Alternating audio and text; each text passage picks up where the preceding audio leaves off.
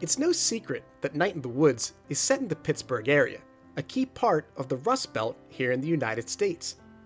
I'm by no means an expert on the area, but I went to college in the Steel City, so I spent 4 years of my life out there, and during that time, I learned quite a bit about that unique corner of western Pennsylvania and grew very attached to its people and its culture. From the moment I fired up Night in the Woods for the first time back in October 2017, I was blown away by how authentically the developers recreated this region for the game.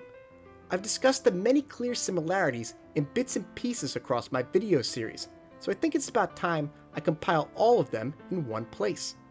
So without further ado, let's take a look at 9 Pittsburgh and Rust Belt connections in Night in the Woods.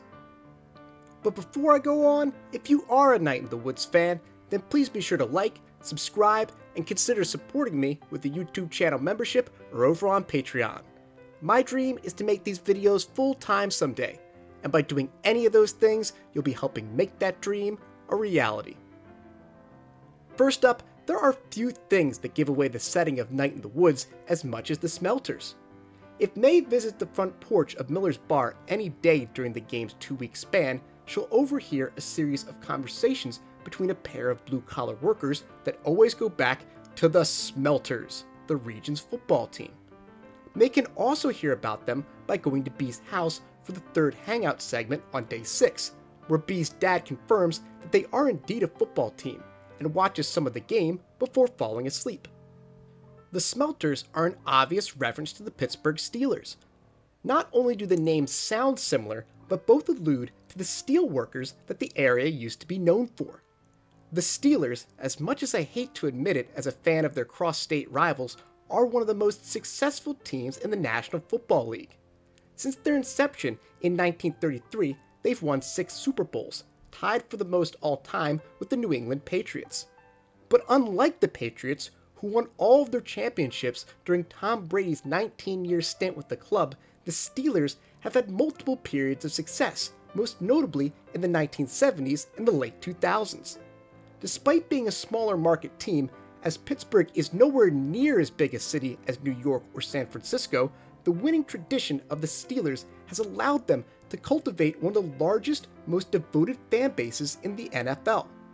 You can find Steelers-themed bars in practically every city in the United States, and when the Steelers travel to areas that don't have as strong of a fandom, like Arizona or Jacksonville, Steelers fans are known to take over the stadium, essentially turning it into another home game for the black and yellow. As you might imagine, Steelers fans aren't content with mediocrity. They expect the team to continue to match up to the league's best, and hope that they will someday bring home a record 7th Lombardi trophy. Moving on to number 2, the geography of Possum Springs is also a dead giveaway. Pittsburgh is a city known for its hills. When they settled other regions of the United States, they blasted away hills to create level ground, or just worked around them. But in Pittsburgh, they built with the hills. This hill right here, on Maple Street, that is a signature Pittsburgh hill if I've ever seen one. The same is true of the steps leading up to the Church of the First Coalescence. In fact, Pittsburgh is full of staircases just like this one, all of which are entirely necessary to help its citizens traverse the dramatic highs and lows of its geography. When I was in college, the back of our campus had a flight of 300 stairs that you needed to take to reach Carson Street, a stretch that contains the second most bars in the United States, topped only by Bourbon Street in New Orleans. Every time I go up these stairs with May, I think of the many adrenaline-fueled treks I took down those stairs and the exhausted trips back up later that night, or sometimes the following morning. And after all of those trips to Southside, one thing my friends always liked to eat were the third item on our list: pierogies. Thanks to the city's strong Polish roots, pierogies are one of Pittsburgh's signature foods. They even have a pierogi festival at Kennywood, an amusement park in the city, every September. Of course, pierogies are a big deal in Possum Springs as well, as evidenced by the hangout with Greg where May attempts to throw them into his mouth and the pretzels and pierogi stand in the trolley tunnel. I loved the inclusion of pierogies in the game, because discovering them was one of the first moments when I realized just how different a place Pittsburgh was going to be from what I was familiar with. My family has strong Irish, German, and Italian roots, and the latter really impacted my taste buds. I ate a lot of pasta growing up, especially ravioli, so when I saw a pierogi for the first time, I was very confused. Ravioli without red sauce? What is this blasphemy? Fortunately, my Pittsburgh friends were right there to tell me that pierogies were something entirely different, and as I sit here writing this, there's nothing I like more than a plate of pierogies. Speaking of Polish influences, let's talk about polka music, the fourth entry on our list. Polka music makes up one of the subplots of Night in the Woods. It's the style of music played by the band during May's dream segments, and the new incarnation of them that she can bring together during the second half of the game. And of course, polka is important to Pittsburgh as well.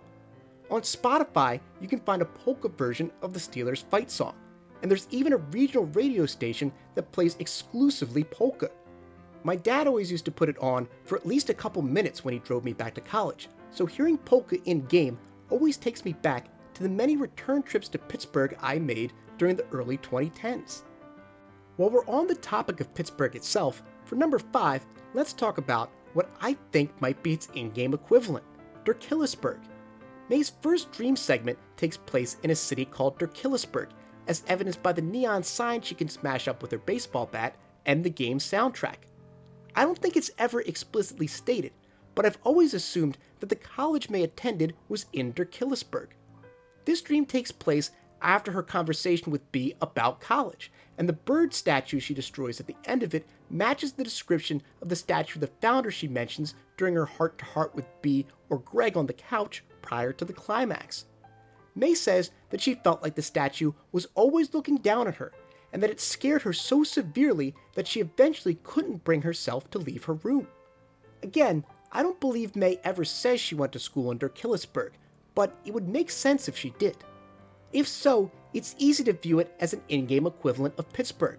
Not only is the name similar, but modern Pittsburgh is known for being a college town. From the University of Pitt to Duquesne, Point Park, and Robert Morris, there are plenty of great schools that are known for bringing students from the surrounding region to the city. And in all likelihood, Durkheimsburg probably did the same thing for May. For number 6, let's continue to explore this potential connection between Pittsburgh and Durkheimsburg. The name of the town May and B go to for the college party during her fourth hangout segment is never stated, but there is a chance it's Durkheimsburg. Personally, I suspect it's probably somewhere else, because I think May would have brought up the fact that they were going back to her college town at some point. But regardless, there is a Pittsburgh reference in this segment. While May and B are patching things up after the party, May will ask B what river they're sitting next to. B will tell her that it's the Red Winder, and that it earned that name because of the iron in the water, which turns the rocks at the bottom orange.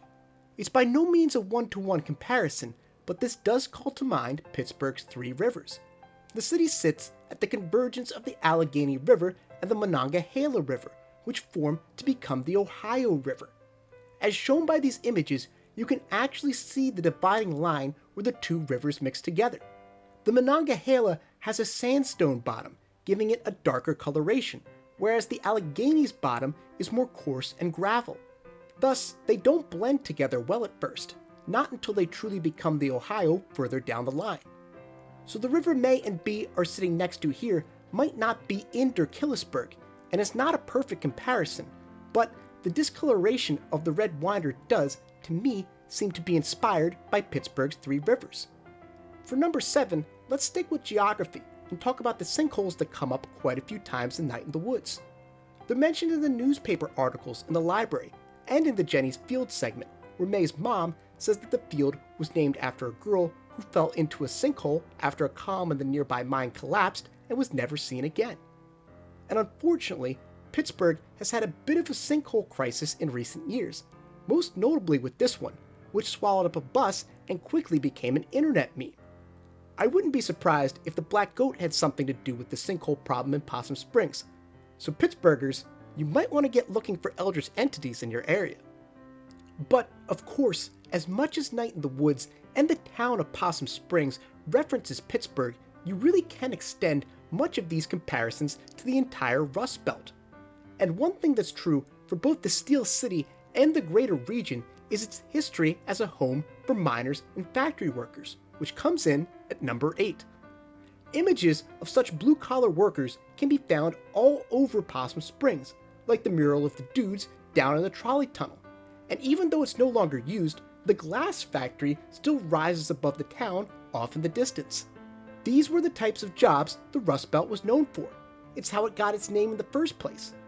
In fact, back in the day, Pittsburgh was said to be so dominated by factories that the smoke obscured the sky. It's a much different city nowadays, but before I went there for college, even I thought that Pittsburgh still looked like that. Miners and factory workers are an iconic part of its image, and you can find murals depicting them throughout the city and the surrounding area, just like the ones we see in Night in the Woods.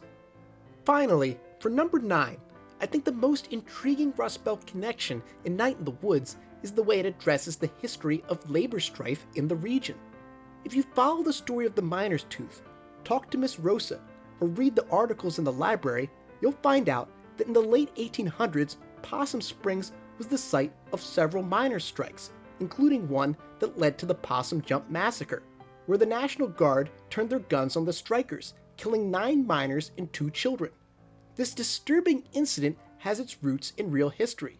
During the same time period in our world, there were multiple conflicts known as the Coal Wars, in which miners were literally forced to take up arms to defend themselves against their bosses, who were not only exploiting them, but using the company town system and all sorts of devious methods to halt the power of unions.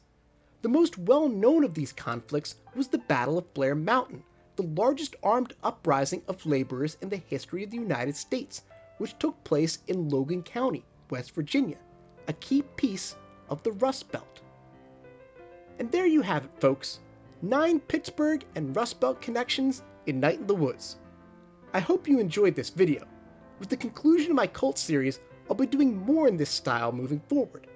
I have a video looking at some community discoveries in the works, but first I'll be diving back into character analysis to take a look at Bruce, both his importance in the narrative and the many theories about him. Can't wait to show that one off. I really think it's going to be one of my best. Thanks for watching. Big thanks to Jordi, Jaen, Moreno, and Wolf.Godwin for providing me with the art for my channel and the music for these videos. Huge shout out to all my silver and gold tier Patreon subscribers and YouTube channel members, including James Pruitt, Raven Lampkin, Corey Matson, Gustavo Balabi, Lil Caesar, Reed, and Pathonian, who receive early access to these videos thanks to donations of $5 to $10 a month. See you guys next time.